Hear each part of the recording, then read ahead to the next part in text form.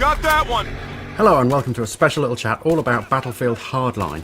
I'm Peter for TSA and I'm here with Tef, who has had an early hands-on with the multiplayer beta. That beta starts tomorrow on February the 3rd, but if you can't wait that long, stick with us and we'll tell you what you can expect. So, Tef, with the delayed release, how is it shaping up? I think it's looking quite good.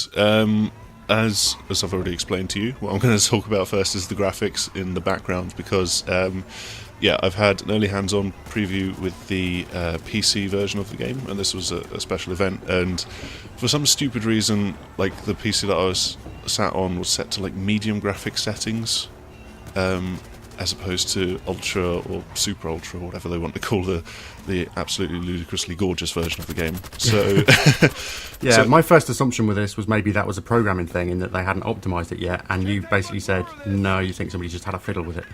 Yeah, I talked to members of the team afterwards, and I was just like, is it meant to be medium settings only? Because it took me a while to figure out what was going on, and then I looked in settings and I couldn't see a way to change it and whatever. But yeah, I captured a lot of gameplay. It's all in 60 frames per second as well, but that's nothing to do with it being on medium settings. That's just because they could, I guess. That's to do with it being on PC, I think, more than anything else. I think that, no, they're aiming for 60 frames per second on console really? as well. Yeah, and at full 1080p, at least on PlayStation 4. I'm not 100% sure on that, but I'm sure there will be people analysing the build when it hits people's consoles tomorrow, definitely. But yeah, the game's looking quite good. I think the delay has given them a lot more time to, like, firstly listen to what the community have said from the first beta, which was that came out at the same time as E3. It was literally on the day. It was kind of one of those, thanks for coming to this press event. By the way, here's a beta which you can't play until you get home. It was one of those things, and they've taken on a lot of the feedback from that and adjusted lots of little things and changed the game around. But in general, like, it's got a lot of new ideas and a lot of innovation thrown into the gameplay, so it's not just another Battlefield game. And this is all sort of coming part of their like 3 pillars for the game, which are like speed, so everything's a little bit faster than it is in Battlefield 4 and more fluid. On the single player side of things, they wanted to have a good story, so it's they kind of name dropped during the presentation, saying they'd worked with people who are from The Shield and True Detective, although I don't think it's going to be quite like True Detective, the story. And also they wanted to add more strategy into both the multiplayer and the single player, so there's like more objectives played, and it's not just about being good at killing stuff. And to make that the single player story structure more interesting on that kind of thing. That's quite reassuring that they've sort of consulted people who are like people who wrote or worked for The Shield. That's like they obviously know what they're doing with this kind of scenario, because it is different to previous battle games. This is basically a cops and robbers thing. So is it really worthy of that Battlefield moniker?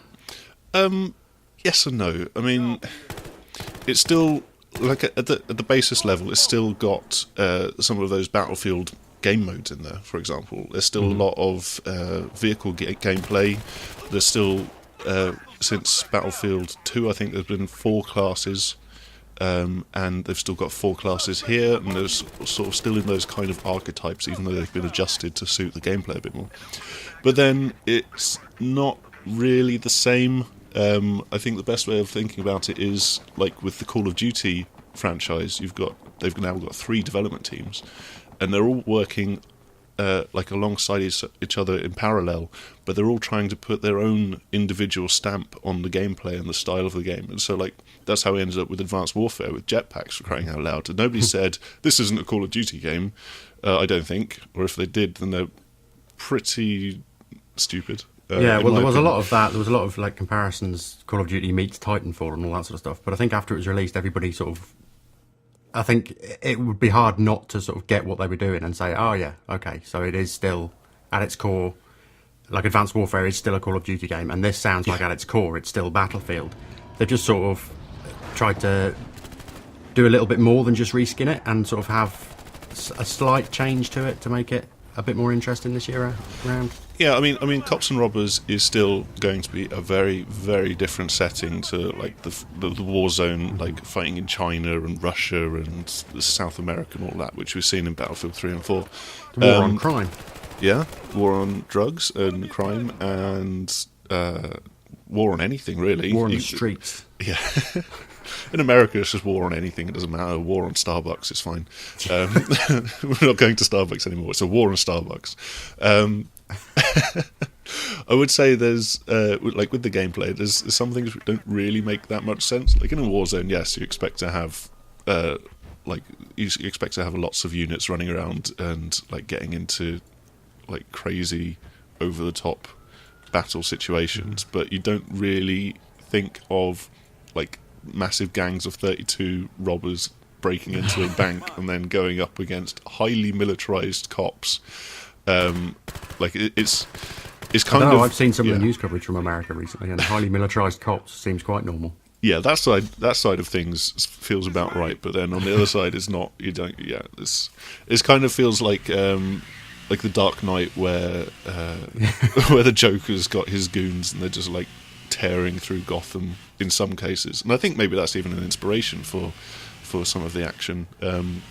But it is, I think in terms of gameplay compared to Battlefield 4, it's more fast-paced, which I've already said. It's maybe more focused on infantry and the smaller vehicles. You don't really have tanks, and you certainly don't have fighter jets. Cops and fighter jets would be quite amusing.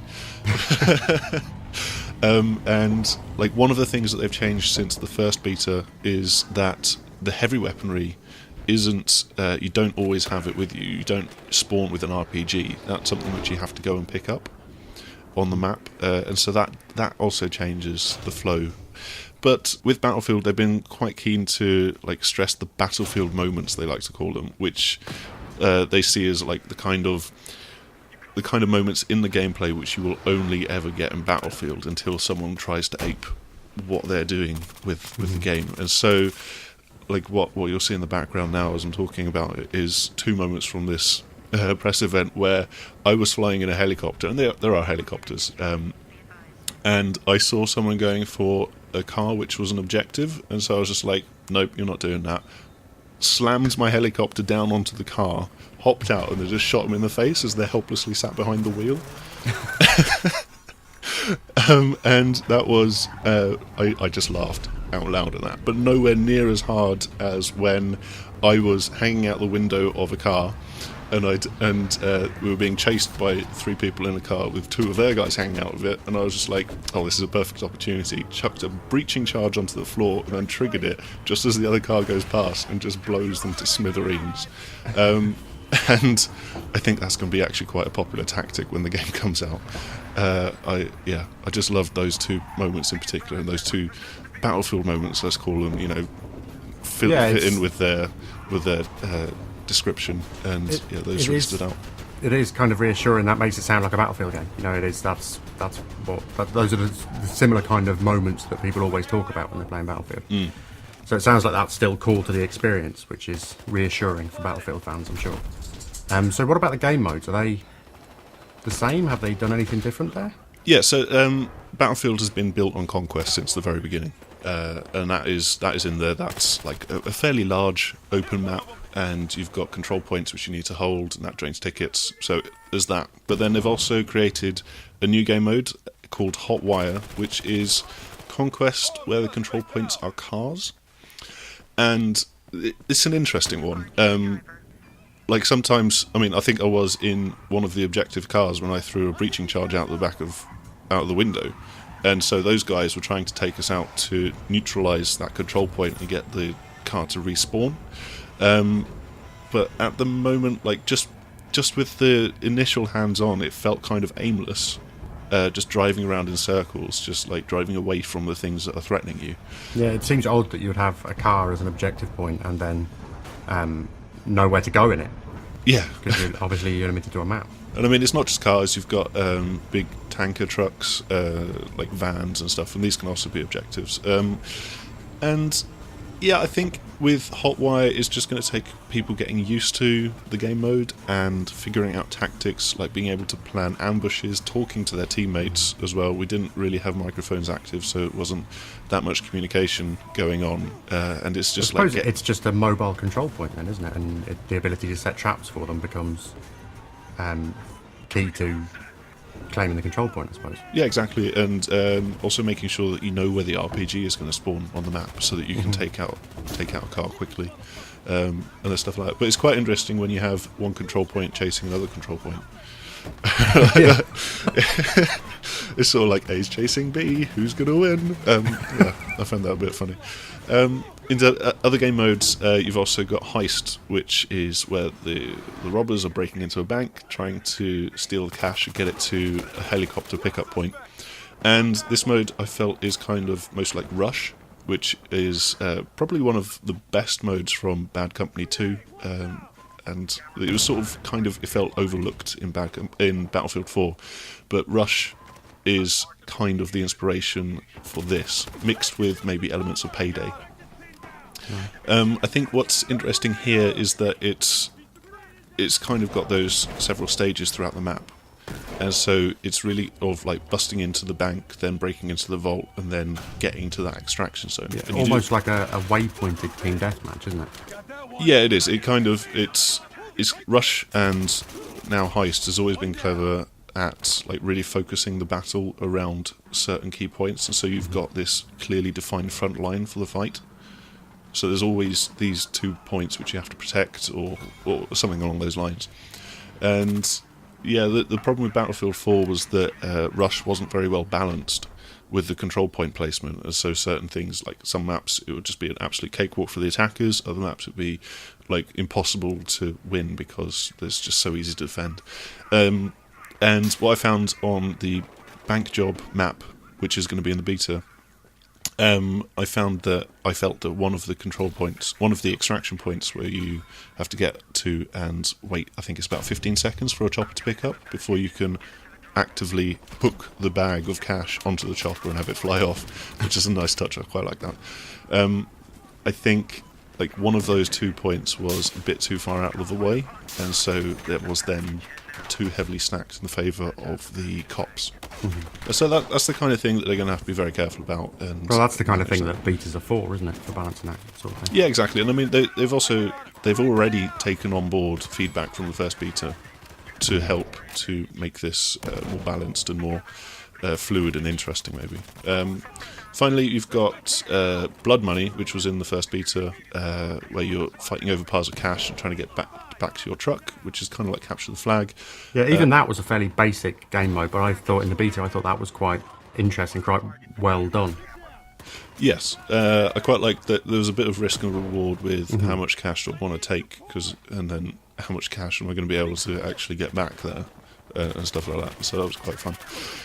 And smaller scale objective based modes called Rescue and Crosshair, where it's smaller teams. I think they said maybe 5 versus 5. I'm not sure if these are going to be in the beta, but in the final game they kind of see these as the more spectatable game modes, where like you'll be able to follow the action better if you're just watching, because there's not 32 people on each side fighting over their esport mode.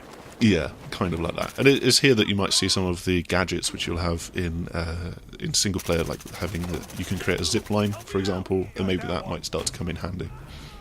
Cool. So it sounds interesting with some caveats. So do you think it's worth watching? Do you think it's worth keeping an eye on?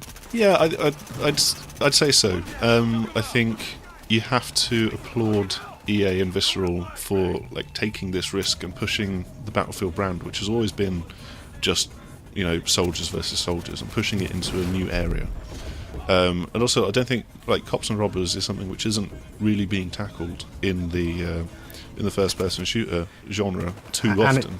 It sounds more like they're doing more to stay true to that brand than they did with, for example, the Need for Speed license, which they just sort of stuck on anything that had cars in it. It sounds like this is still a Battlefield game. Yeah, I think the Battlefield brand is still going to be tricky for them to justify. There's going to be a lot of people who might turn their nose up at this because it's not soldiers, because it's cops and robbers. But on the single player side of things, like Visceral are well known for their work with stories and single player, and so I think on that side of things they could definitely do a much better job than the Battlefield series has done in the last few years. It was Visceral that did Dead Space, wasn't it? Yep, they did Dead Space, and I can't remember, but yeah, they've done Dead Space series. That's their baby. And yeah, I think really, like, this beta is going to be open to everyone. It's on PC, Xbox One, PS4, all of the platforms it's coming out on. I can't remember if it's on last gen as well, but like, you give it a go, see how it feels for you, and maybe if you're still on the fence, then keep an eye out on reviews to see if they say get this for the single player, not the multiplayer, or vice versa. Yeah, that sounds interesting, but that sounds like a good place to leave things. So don't forget, anybody that's watching this, the beta starts tomorrow. That's February the 3rd. So you'll have the opportunity to play for yourself, see if you agree with Tev's appraisal of things. I assume we're going to try and get like some of us together on the site and play this together, Tev. If nothing else, I will recapture some footage at higher resolution. Get some footage of it looking nice. Yeah. Okay, so thanks for taking the time to explain things to us, and we'll say goodbye. Goodbye. Bye. Battle pickup cases cracked. Enemy comms are jammed momentarily.